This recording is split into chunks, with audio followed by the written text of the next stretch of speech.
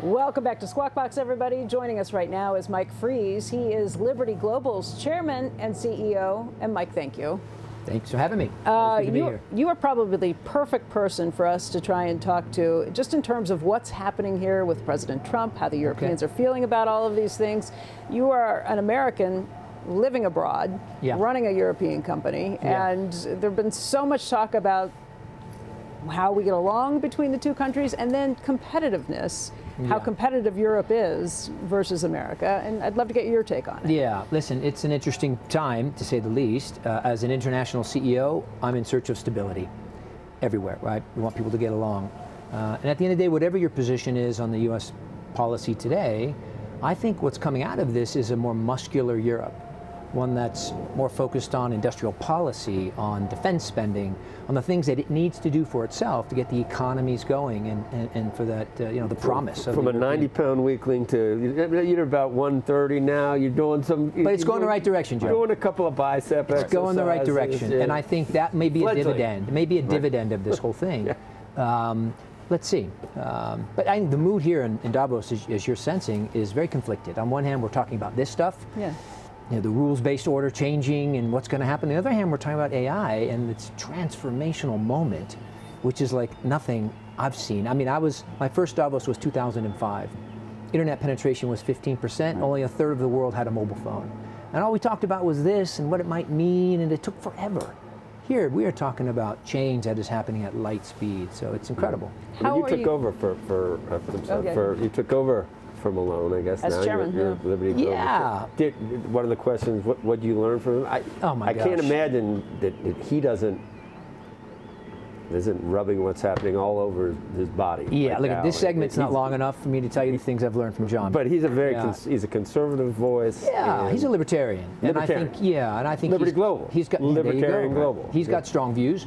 But on the other hand, he's not going anywhere. I mean, yes, I'm chairman, but at 85, he is still as busy as, he's probably texting me right now. He's got a lot going on. Let me ask you, you talk about this new world order piece of it, though. The dividend may be that Europe gets stronger, right? And maybe their economies get better and put more defense in, and that's clearly a function of maybe described as tough love from the president. That maybe that's the polite version they would call that. Yes. But what do you think it does long term to the relationship between the U.S.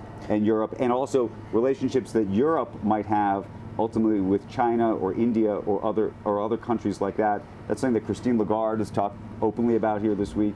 I think it's a red herring. It's a red herring. I do. I think that Donald Trump's approach is to take the extreme and figure out where. I think it's a red herring. I don't believe the relationship will change fundamentally over the long haul. He won't be president forever. I mean, I think it's too fundamental, too many things that we need to do together. So I'm an optimist. I think long term, I think it's an interesting headline to say it's changed forever. I don't think so. That's my view. You were starting to talk about AI. How is it changing how you do business at Liberty Global? Yeah, great question. I mean, listen, what I'm picking up here is this massive gap between what AI can do and what I'm doing. I mean, your prior guest, Brett, told me the other day, if you stop building AI gigafactories today, you would get 80% of the benefits that it's going to provide. Someone else in Davos said there's a 10x gap between what it can do and what we're doing with it. So what I'm stressed out about is we're making these marginal improvements. You call my call center, the call's a little better, but these are marginal improvements. Where's the transformation? I sat with one of the big tech CEOs and I said, I spend $14 billion a year on OpEx. I want it to be 7. He said, send me your P&L, and we'll go through it. This is the kind of stuff, we'll see what it means, but this is the kind of stuff that I want to be working on, the things that are really fundamentally going to change our business. We're not there yet. Let's talk about your stock price. Today it's up. I saw 2.75%. I think it's flat to maybe down just a couple percent over the last year. Yeah, we're a classic value play. I mean, when I was on this with you guys a year ago, we had just spun out our Swiss business, which has now got a 4 billion Swiss market cap. And so we're in the business of unlocking value.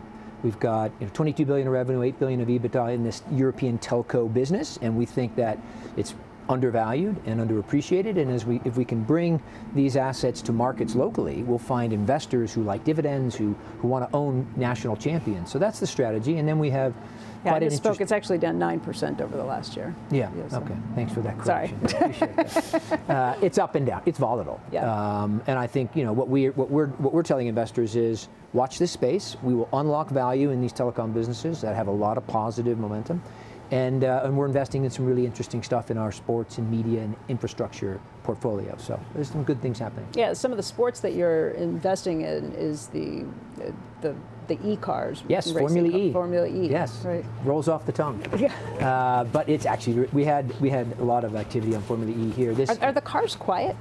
Well, not really. When you get 20 of those, they sound like fighter jets. Okay. So they are loud and it is fast. This Gen 4 car coming out in a couple months, it's just a matter of time before we're faster than F1 if speed matters to you. If it doesn't matter to you, then fine.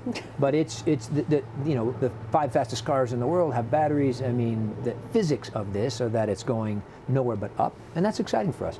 There's only 8 global sports on the planet. We own one. I'm happy about that. So we compete on 5 continents, and it's got nowhere to go but up. I guess Malone had an influence on a lot of people's lives. What do you make of Zaslav? What that company was worth $15 billion being sold for, what, $80 billion or something? I'm really happy for him, and I think it's a great outcome for Warner Brothers shareholders, and it's a testament to the value of IP and content, and look, whoever wins that, they have ambitious plans, and we'll see how they unfold, but I think it's a great outcome for Warner Brothers shareholders. Interesting piece today, that Netflix is doing pretty good, but they need Warner. I didn't really understand. Well, you've had partnerships with Netflix. Sure. Partnership with you. Sure. So, we you've hung got hard Warner, bundled so how them. do you think about that? That's actually interesting. And what about Paramount? I got to be careful here. I'm not going to come down on one side or the other, but whoever wins is going to be a partner with us for sure, or already is, because that content will be too important to us, and either party is going to be really ambitious about that. Okay, here's